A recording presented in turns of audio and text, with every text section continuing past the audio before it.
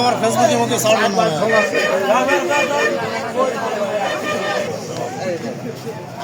Face সহ আপনার handcuff তোলেন।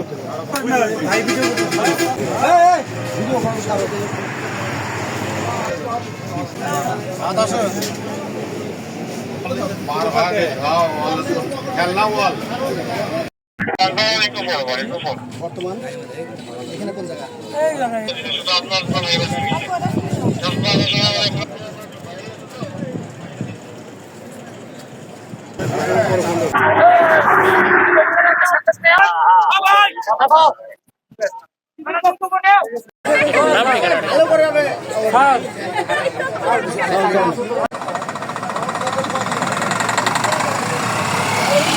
আমি গোদগড়ার ভিতরে যে ফার্মেসি ব্যবসা আছে আমার, গত পরশুদিন আসছে উনি আমার কাছে আইসে ওষুধ চাইতেছে, গ্যাসের ওষুধ আর ব্যথার ওষুধ চাইতেছে।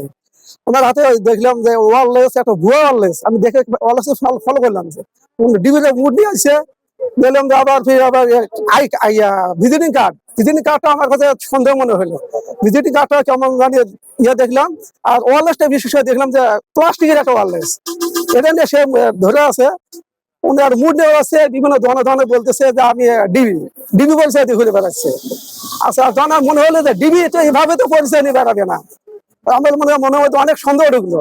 ওনার পিছিয়ে পিছিয়ে আবার এই রুমান ভাই দোকানের সামনে গেলাম, ওখানে যে ছেলেরা ডাকে নিয়ে এসে হেনস্থা করতেছে, শার্ট খোলো, এই খোলো, প্যান্ট খোলো, ইয়ে খোলো, কি আছে বাবা ট্যাবলেট খাও না কি ট্যাবলেট খাও, বিভিন্ন ভাবে হেনস্থা করতেছিল এই লোকে। হেনস্থাটা বিদায় দিয়ে দিল। আজকে আবার আইসে, আজকে আসে আবার রিক্সা দিয়ে নামছে, নামে ওপাশে দোকানদারগুলো সবাইকে বলতেছে 12টার মধ্যে দোকান বন্ধ করতে হবে বলে এসে আমার দোকানের সামনে আসে যখন বলতেছে ডাক্তার সাহেব আজকে বন্ধ করতে, 12টার মধ্যে বন্ধ করতে দিয়ে ওপাশ বন্ধ করতে বলছি, আপনিও বন্ধ করবেন।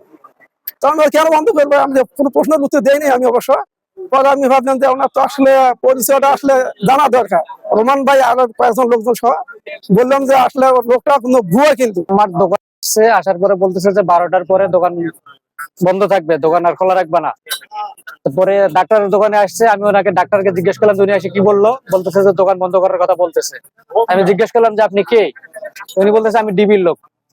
ডিবির লোকটা এভাবে আসেন, আপনি তো কন্টিনিউ 3-4 দিন ধরে আসতেছেন, এভাবে আসে ডিবির লোকটা আসে না। পরে আমি বাসন থানার বা জয়দেবপুর থানায় যোগাযোগ করে ওনারা বলে ওনাকে আটকায় রাখে, আমাকে ফোন দাও। পরে ওনাকে আটকায় আমি ফোন দিলাম, স্যার বলছে যে কথা বললো ওনার সাথে, কথা বলার পর উনি চলে আসতেছে। আমি বললাম আপনার নাম্বারটা দিয়ে যান, নাম্বার দিল আমাকে, দেওয়ার পরে উনি চলে আসতেছে। পরে আবার থানা থেকে আমাকে ফোন দিছে যে তুমি ওরা আটকায় রাখো, ওরা যাইতে দিবা না। পরে আমি পিছিয়ে ফলো করতে করতে এই পর্যন্ত আসি। আসার পরে যে নিচে নামছে, নিচে নামার পরে ও দৌড় শুরু করছে। পরে এখানকার ভাইদের আমি বলতেছি যে ভাই আপনারা সবাই আমাকে একটু হেল্প করেন, উনি ডিবি পরিচয় দিয়ে, ভুয়া পরিচয় দিয়ে মানুষের নাজেহাল করতেছে। পরে ওখান থেকে ধরে নিয়ে এখানে আসছি। আসার পরে স্যারদের সাথে কথা বলে ওনাদের হাতে সোপর্দ করছি।